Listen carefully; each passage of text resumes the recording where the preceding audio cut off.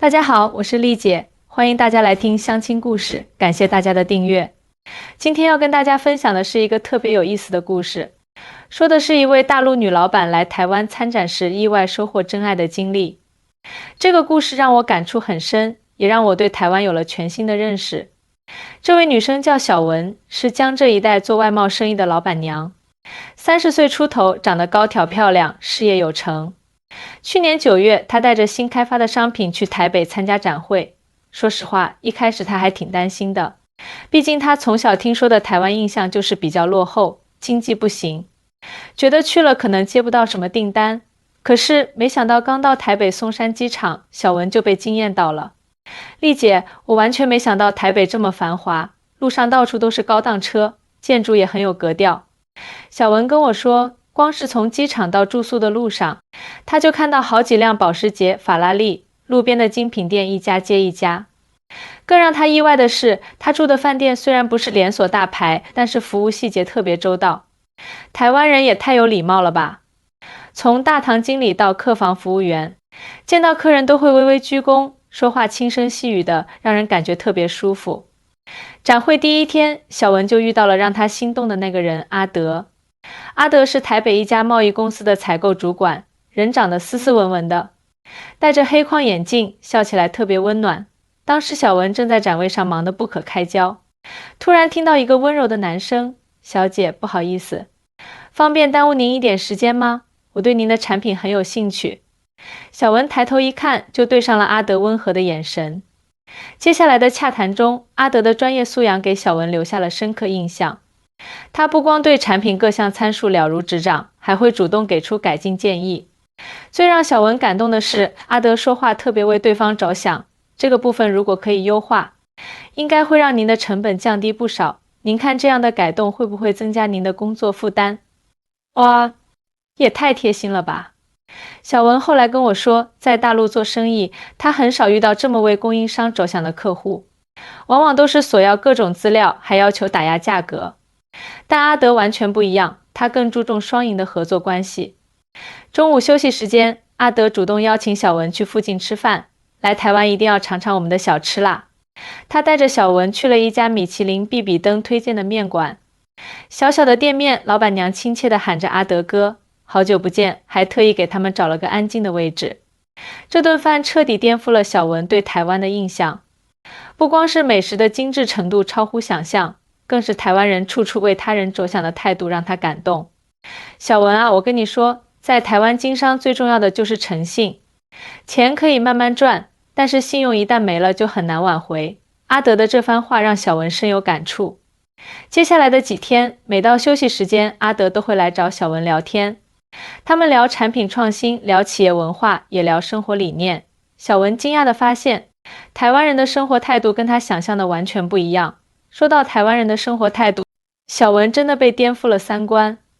在大陆，特别是在他们江浙一带，很多人都追求名牌包、豪车大房子，恨不得把自己全副武装的光鲜亮丽。但阿德却告诉他，在台湾，很多有钱人都过得很低调。你看我们公司董事长，身价上亿新台币，每天骑电动车来上班，中午就在街边吃便当。但是他每年捐给慈济基金会的钱都是7位数。阿德说这话的时候，眼里闪着骄傲的光。这让小文想起自己认识的那些企业家，动不动就要摆阔气，一顿饭没个几千块钱都不好意思请客。他突然觉得有点惭愧。更让小文惊讶的是台湾人对生活品质的追求。有一天晚上，阿德下班后带他去了一家小小的咖啡馆。这家店的老板是我大学同学，为了追求完美的咖啡口感，特地去非洲考察咖啡产地呢。咖啡馆不大，但是每个细节都很讲究。从杯子的温度到冲泡的时间，老板都要求得特别严格。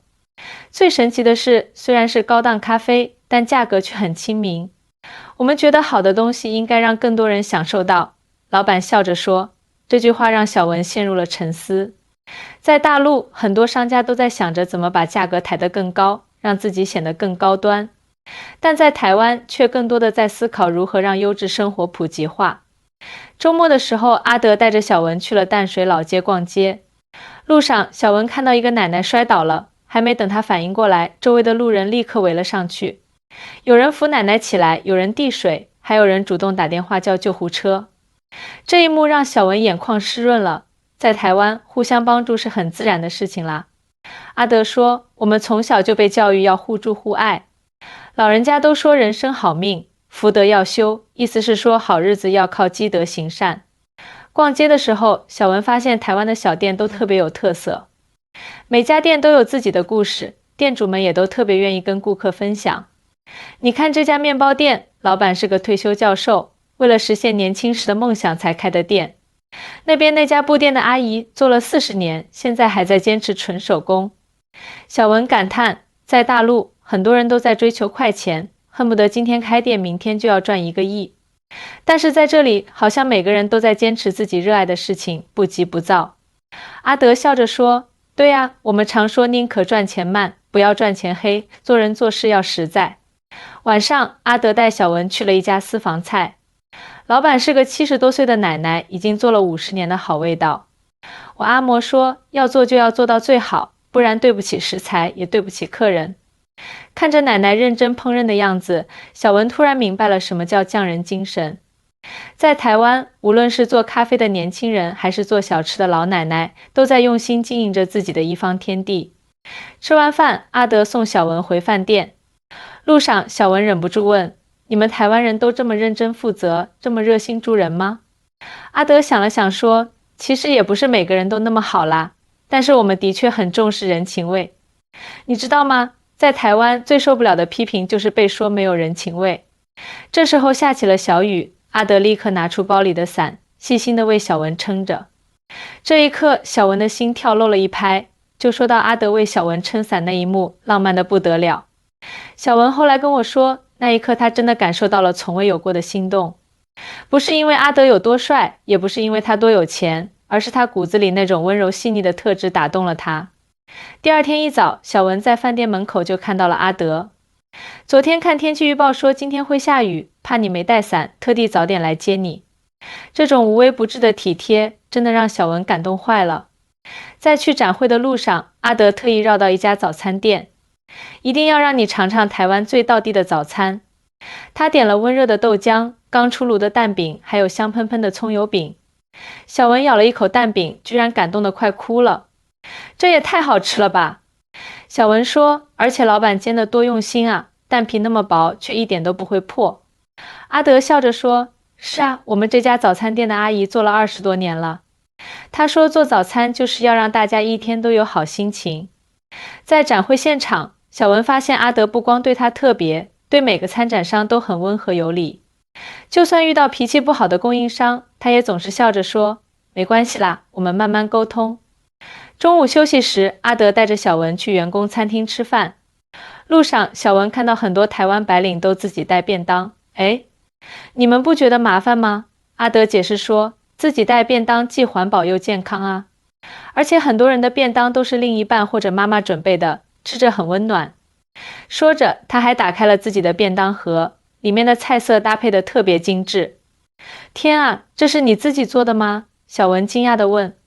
对呀，我觉得会做饭的男生比较贴心。阿德不好意思地笑了笑，要不要尝尝看？小文尝了一口，立刻被征服了。清炒高丽菜脆嫩可口，红烧肉块入味不腻，还有一颗温润的溏心蛋。哇，也太厉害了吧！感觉比外面餐厅还好吃。这时候阿德突然说，其实我每天都会做2份便当。咦，那另一份是给谁的？给未来的太太啊。阿德认真地看着小文，不过现在还在等他出现。小文听了这话，脸一下子红了。这也太会聊了吧！但是他感觉到阿德说这话时的真诚，一点都不像在讲甜言蜜语。展会进行到第4天的时候，发生了一件意想不到的事情。一个参展商因为产品质量问题跟采购方起了争执，眼看就要闹起来了。阿德二话不说，马上过去调解。我们先冷静一下，有什么问题可以好好沟通。阿德温和但坚定地说，他不但耐心地听双方诉求，还主动提出解决方案。最后不但化解了纠纷，还促成了更大的合作。看着阿德处理事情的样子，小文彻底被圈粉了。这种气质真的绝了，温柔又有担当，关键时刻还特别靠谱。展会临近结束的时候，意外发生了。小文的一个重要客户突然反悔，取消了一笔大订单。这可把小文愁坏了，因为他为了这个订单特意准备了一大批货，现在退也退不了。不要担心，我来帮你想办法。阿德知道这件事后马上说。他二话不说就开始联系自己的人脉资源。我们台湾有句话叫有福同享，有难同当，朋友遇到困难一定要帮忙。小文看着阿德忙前忙后的样子，突然觉得特别温暖。在大陆做生意，他总觉得人与人之间都是利益关系，很少有人会这样真心实意的帮忙。更让小文感动的是，阿德居然发动了整个公司的资源来帮他。我们董事长说了，只要产品品质过关，价格合理，他愿意全部吃下来。听到这个消息，小文当场就哭了。你们台湾人怎么可以这么好？他抽泣着说。阿德递过纸巾，轻声说：“别哭啦。我们台湾人最看重的就是诚信和情谊。既然相信你的产品，那就一定会全力支持。”那天晚上，阿德带小文去了台北101大楼顶楼的观景台。来，我要带你看台北最美的夜景。站在高处望着满城灯火，小文感慨万千。短短几天的经历，彻底改变了他对台湾的印象。这座城市不仅繁华，更重要的是处处充满人情味。其实我们台湾虽然地方小，但是人心很大。阿德说，我们相信好人会互相帮助，只要用心对待别人，就一定会收获温暖。就在这时，阿德突然说，小文，我有话想跟你说。什么话？小文的心跳突然加快了。这几天相处下来，我发现你真的很特别。你做事认真负责，对员工很照顾，而且阿德顿了顿，而且你笑起来特别好看。小文感觉自己的脸一下子烫了起来，你别取笑我啦。我是认真的。阿德转过身，深深地看着小文的眼睛。虽然我们认识的时间不长，但是我觉得我好像遇到了对的人啊。这也太快了吧。小文结结巴巴地说。在台湾我们有句话，缘分来了挡也挡不住。阿德温柔地笑着，如果你愿意的话，我想认真地追求你。看着阿德真诚的眼神，小文突然想起这几天的点点滴滴。他的体贴，他的担当，他的善良，每一个细节都让他心动不已。其实我也觉得你很特别，小文小声说。就在这时，台北101的灯光突然变得绚丽多彩，仿佛在为他们庆祝这份难得的缘分。在台北101表白的那天晚上，阿德和小文聊了很久很久。阿德说，你知道吗？其实我们台湾人特别重视缘分这2个字，认定了一个人，就会很认真的去经营这段感情。小文听了心里暖暖的。他跟阿德说，在大陆，现在很多人谈恋爱都很功利，总是要看对方有没有房有没有车。但是阿德给他的感觉完全不一样，他在乎的是2个人的感情和相处。因为在台湾，我们觉得感情是无价的。阿德温柔地说，房子可以慢慢买，车子可以慢慢换，但是真心的感情错过了就不会再来。展会结束后，小文要回大陆了。在机场，阿德送他的礼物让他当场就哭了。那是一本手工制作的相册，里面不但有他们这几天的点点滴滴，还有阿德写的一段段暖心的话。你看，这是我们第一次见面的展会场地，这是我们一起去的那家面馆，这是阿德一页一页地翻着相册，每一张照片背后都有他们共同的回忆。最后一页，阿德还特意用毛笔写了一句话，愿我们的故事像台湾的季风一样，风雨过后必见彩虹。呜呜呜，你们台湾男生怎么可以这么会啊？小文抱着相册泪流满面。回到大陆后，2个人开始了异地恋。阿德每天都会跟小文视频，关心他的生活，为他解决工作上的困难。最让小文感动的是，阿德居然开始学习大陆的方言，就为了能跟他的家人更好的沟通。3个月后，阿德专门请了长假来大陆见小文的父母。他不但带了台湾的特产，还准备了一份详细的计划书，里面写满了他对未来的规划。叔叔阿姨，我知道让小文跨海来台湾不容易，所以我会更加努力，给他最好的生活。阿德的真诚打动了小文的父母。1年后，他们在台北举办了婚礼。婚礼不算奢华，但是处处都充满了温馨的小细节。让小文最感动的是，阿德的公司同事们都来帮忙，大家一起布置场地，准备餐点，现场其乐融融。看到没？这就是台湾人的人情味。阿德的妈妈拉着小文的手说：“以后你就是我们台湾媳妇啦。”现在，小文在台北开了一家小店，专门代理大陆的优质商品。阿德依然每天给他做便当，周末带他去发掘台北的美食小店。两个人的生活平淡但幸福。其实我要谢谢你。有一天晚上，小文突然对阿德说：“如果不是遇见你，我可能一直对台湾有偏见。是你让我看到了台湾最美的一面。”阿德笑着说：“我们都要谢谢老天爷的安排。”就像我阿嬷常说的，好姻缘是上天注定的。观众朋友们，听到这里，丽姐的故事就讲完啦。你们说阿德是不是很棒？但其实台湾还有很多像阿德这样优秀的男生哦。如果你们也想找个暖男，一定要敞开心扉，说不定幸福就在不经意间降临呢。今天的故事就到这里，喜欢的记得点赞订阅，丽姐下次再见啦。